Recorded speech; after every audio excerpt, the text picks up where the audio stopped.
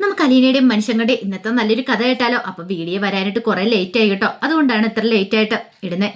അപ്പൊ എല്ലാവരും മറക്കാതെ കയറി കാണാൻ ശ്രമിക്കണം കേട്ടോ. അങ്ങനെ ഇന്നത്തെ കഥയിലാണ് നമ്മൾ കാണാനായിട്ട് പോകുന്നത്. ബാലേന്ദ്രനും സ്റ്റാലിനും തമ്മിലുള്ള ആ കണ്ടുമുട്ടലാണ് ഇന്ന് നമ്മൾ കാണുന്നത്. അതൊരു ഒന്നൊന്നര വിശേഷം തന്നെയാണ്. ഒടുവിലെ ഗോവർദ്ധനും ബാലേന്ദ്രനും കൂടെ വീടൊക്കെ അന്വേഷിച്ച് പെറുക്കി സ്റ്റാലിയുടെ വീടിൻ്റെ അങ്ങോട്ടേക്ക് വരുവാണ്. അപ്പൊ ഗേറ്റൊക്കെ മലർക്കെ തുറന്നു കിടക്കുമായിരുന്നു.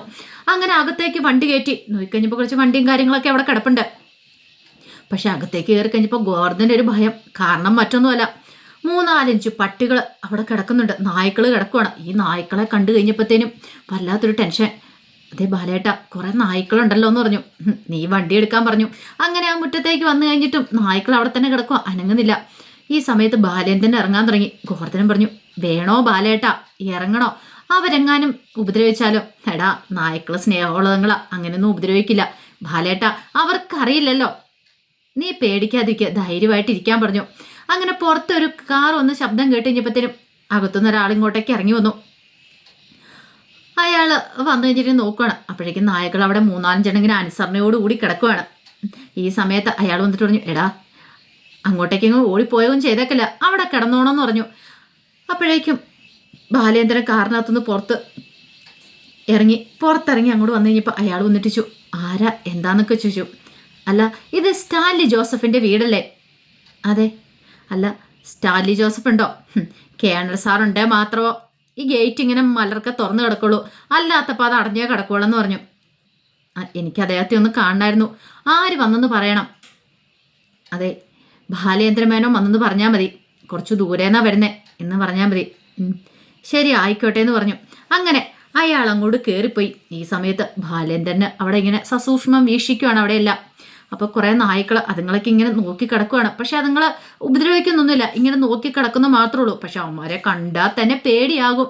അങ്ങനെ ഇത്തിരി കഴിഞ്ഞ് കഴിഞ്ഞപ്പോഴത്തേനും ബാലേന്ദ്രനോട് അയാൾ വന്നിട്ട് പറഞ്ഞു, അവിടുത്തെ സെർവൻ്റാണ്, വരാൻ പറഞ്ഞു. അങ്ങനെ ബാലേന്ദ്രൻ്റെ അകത്തേക്ക് അങ്ങോട്ട് കൂട്ടിക്കൊണ്ട് പോവാണ്. അപ്പോൾ ആദ്യമായിട്ട് സ്റ്റാലി ബാലേന്ദ്രനും കൂടെ കാണാനായിട്ട് പോകുവാണ്. അങ്ങനെ അകത്തേക്ക് ബാലേന്ദ്രൻ വന്നു കഴിഞ്ഞപ്പോഴത്തേനും സ്റ്റാലി അവിടെ നിൽക്കുന്നുണ്ടായിരുന്നു. സ്റ്റാലി ഗ്ലാഡ് ടു മീറ്റ് യു എന്നൊക്കെ പറഞ്ഞിട്ട് കൈ കൊടുക്കുകയാണ്. ബാലേന്ദ്രന് ഒരു നിമിഷം ഇങ്ങനെ ഒന്ന് നോക്കി സ്റ്റാലിയെ, പിന്നീട് കൈ കൊടുത്തു. ഒരു കയ്യിൽ സ്റ്റാലിയുടെ മദ്യക്കുപ്പി ഉണ്ടായിരുന്നു, മദ്യക്കുപ്പിയൊക്കെ പിടിച്ചോണ്ടാണ് ഇങ്ങനെ നിൽക്കുന്നത്. പിന്നീട് സ്റ്റാലി അവിടെ കാലുമേ കാല് കയറ്റി വെച്ചിരുന്നു. മദ്യം ഒടിച്ച ഗ്ലാസ് കയ്യിലെടുത്തു. ഇപ്പുറത്തെ ആ സെറ്റിയിൽ ഒരു വലിയ നായ്ക്കുട്ടി ഇങ്ങനെ ഇരിക്കണു. അതിൻ്റെ ഓപ്പോസിറ്റ് ആയിട്ടാണ് ബാലേന്ദ്രൻ ഇരിക്കുന്നത്. നായ്ക്കുട്ടി ഭയങ്കര ഗാംഭീര്യത്തോടു കൂടി ഇരിക്കുകയാണ്. സ്റ്റാലി നായ്ക്കുട്ടി അതിനെ കൊഞ്ചിക്കുകയൊക്കെ ചെയ്യുന്നുണ്ട്. ഇതെല്ലാം ബാലേന്ദ്രൻ ഇങ്ങനെ നോക്കി നിന്നു. കാരണം ബാലേന്ദ്രന് മനസ്സിലായി സ്റ്റാലിക്ക് നായ്ക്കുട്ടികളെ ഒത്തിരി ഇഷ്ടമെന്നുള്ള കാര്യം. ഈ സമയത്ത് ബാലേന്ദ്രൻ ചോദിച്ചു, അല്ല, ഇവിടെ നായ്ക്കുട്ടികളെ വിൽക്കാറും വാങ്ങാറും ഒക്കെ ഉണ്ടല്ലേ എന്ന് ചോദിച്ചു. അപ്പോഴേക്കും സ്റ്റാലി പറഞ്ഞു, ഏയ്, വാങ്ങാറുള്ളൂ, വിൽക്കാറില്ല. കാരണം നായ്ക്കുട്ടികളെന്ന് പറഞ്ഞാൽ സ്നേഹമുള്ളതുങ്ങളാണ്, അവയെ ഒരിക്കലും ഞാൻ വിൽക്കാറൊന്നുമില്ല. ഫുഡ് കൊടുക്കുകയാണെങ്കിൽ അതിൻ്റേതായ നന്ദി കാണിക്കും, മനുഷ്യന്മാരെ പോലെ അല്ലെന്ന് പറഞ്ഞു. ഇത് കേട്ടതും ഒരു നിമിഷം ഒന്ന് ആലോചിച്ചിട്ട് ബാലേന്ദ്രൻ പറഞ്ഞു, ശരിയാ. പിന്നീട് വീണ്ടും സ്റ്റാലി ആ നായ്ക്കുട്ടിയെ കൊഞ്ചിക്കുന്ന കണ്ടപ്പത്തിനും ബാലേന്ദ്രൻ പറഞ്ഞു, അവളും ഇങ്ങനെ തന്നെയായിരുന്നു, അവളും ഇങ്ങനെ തന്നെ, നായ്ക്കുട്ടികളോട് ഭയങ്കര സ്നേഹമാണ്. എനിക്കും അറിയാം ഒരു പെൺകുട്ടിയെ, അവൾക്ക് ഭയങ്കര ഇഷ്ടമാണ് നായ്ക്കുട്ടികളോടൊക്കെ. കാരണം നായ്ക്കുട്ടികളെ കാണുമ്പോഴത്തേനും അവൾക്ക് ഭയങ്കര സ്നേഹത്തോടുകൂടി അവരുടെ അടുത്തേക്ക് ചെല്ലും. ഈ പറഞ്ഞ കൂട്ടിക്കിടക്കുന്ന നായ്ക്കുട്ടികളാണെങ്കിൽ ശരി, അവളോട് സ്നേഹപ്രകടനങ്ങൾ നടത്തും. അത് മാത്രമല്ല, വഴി കൂടെ നടന്നു പോകുന്ന കടിക്കാൻ വരുന്നതാണെങ്കിൽ ശരി, അവളുടെ മുന്നിലേക്ക് വരുമ്പോഴത്തേനും ഒന്നും അനങ്ങാതെ മിണ്ടാതെ ഇങ്ങനെ നിൽക്കും. കുരച്ചുകൊണ്ട് ചാടി വരുന്നതാണെങ്കിലും അത് ഒരു ഭാവഭേദമില്ലാതെ അവളുടെ മുന്നിൽ നിന്ന് ഇങ്ങനെ നിൽക്കുമെന്ന് പറഞ്ഞു. അത്ര വിധേയത്വത്തോടെ നിൽക്കുമെന്ന് പറഞ്ഞു. അപ്പോഴേക്കും അതങ്ങോട്ട് സ്റ്റാലിലേക്ക് വിശ്വസിക്കാൻ പറ്റില്ല. സ്റ്റാലി പറഞ്ഞു, നിങ്ങളത് എക്സാജറേറ്റ് ചെയ്യുമെന്ന് പറഞ്ഞുകൊണ്ട് പറഞ്ഞു. ആ സമയത്ത് ബാലേന്ദ്രൻ ഒന്ന് ചിരിച്ചു. പിന്നീട് ബാലേന്ദ്രൻ പറഞ്ഞു, ഒരിക്കലും അവൾക്കൊരു അപകടം ഉണ്ടായ സമയത്ത് തൊട്ടപ്പുറത്ത് വീട്ടിൽ പോയി ഡോക്ടറെ വിളിച്ചുകൊണ്ട് വന്നത് വീട്ടിലെ നായക്കുട്ടിയാണ്. അങ്ങനെ നായക്കുട്ടി വിളിച്ചുകൊണ്ട് വന്നു, അവളെ രക്ഷിച്ചത് ആ നായക്കുട്ടിയാന്ന് പറഞ്ഞു.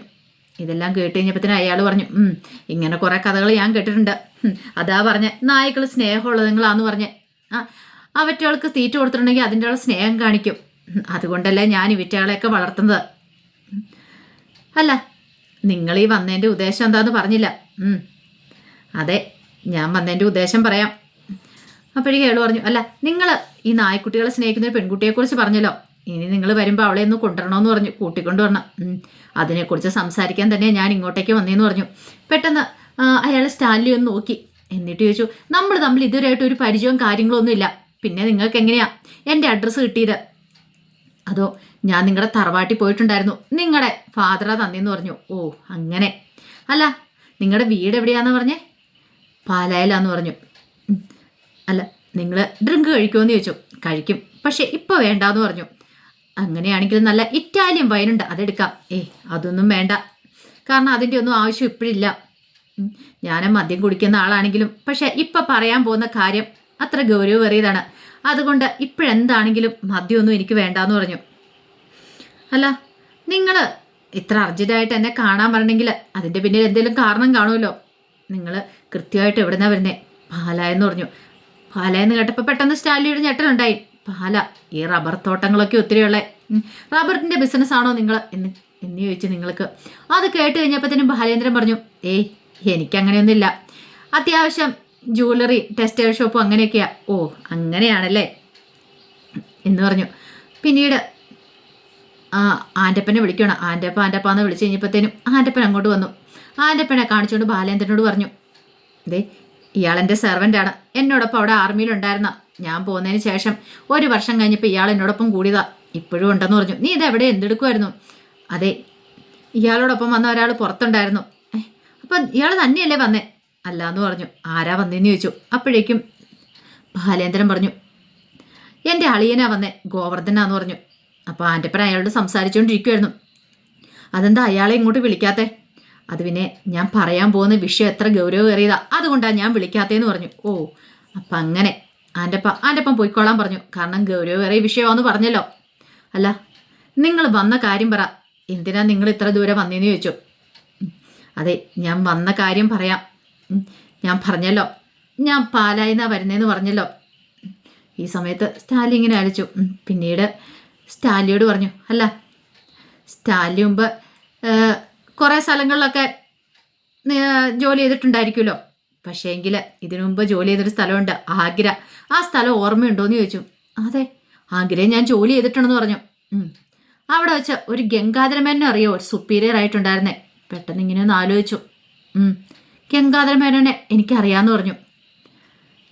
അപ്പോഴേക്കും ബാലേന്ദ്രൻ പറഞ്ഞു, അതെ, ഗംഗാധരമേനോൻ്റെ അടുത്ത് ഒരു പെൺകുട്ടി ഉണ്ടായിരുന്നു, അതായത് ഗംഗാധരമേനോയുടെ സഹോദരി, കുറച്ചു കാലം അവിടെ വന്ന് നിൽക്കുന്നുണ്ടായിരുന്നു, അവളെക്കുറിച്ച് അറിയാമായിരുന്നു ചോദിച്ചു.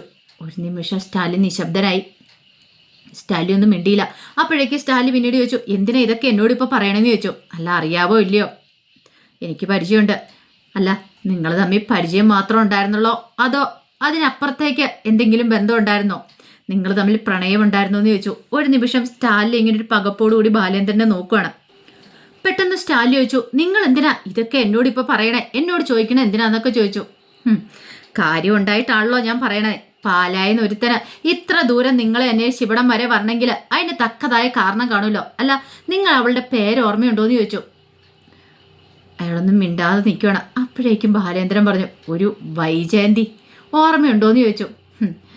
അത് കേട്ട് കഴിഞ്ഞപ്പോഴത്തേനും ഇങ്ങനെ വല്ലാത്തൊരു എന്നാ പറയണമെന്നറിയത്തില്ല സ്റ്റാലിക്ക്. അങ്ങനെയാണ് ബാലേന്ദ്രനെ നോക്കുന്നത്. ബാലേന്ദ്രൻ പറഞ്ഞു, കൈതക്കൽ മാളിക വീട്ടിൽ കുഞ്ഞിരാമൻ മേനോൻ്റെ മകള് വൈജയന്തി ഓർമ്മയുണ്ടോയെന്ന് ചോദിച്ചു. സ്റ്റാലിൻ ഞെട്ടിപ്പകച്ച് ബാലേന്ദ്രനെ ഇങ്ങനെ നോക്കുകയാണ്. അപ്പോൾ അതിൻ്റെ കഥകളൊക്കെയാണ് ഇന്ന് നമ്മൾ കാണാൻ പോകുന്നത്. അപ്പോൾ ഇതിൻ്റെ ബാക്കി വിശേഷങ്ങളുമായിട്ട് വരാട്ടോ. മറക്കാതെ എല്ലാവരും കയറി കാണാൻ ശ്രമിക്കണേ. ഒരിക്കൽ കൂടി എല്ലാവർക്കും ശുഭദിനം നേർന്നുകൊണ്ട് നിർത്തുന്നു. നന്ദി.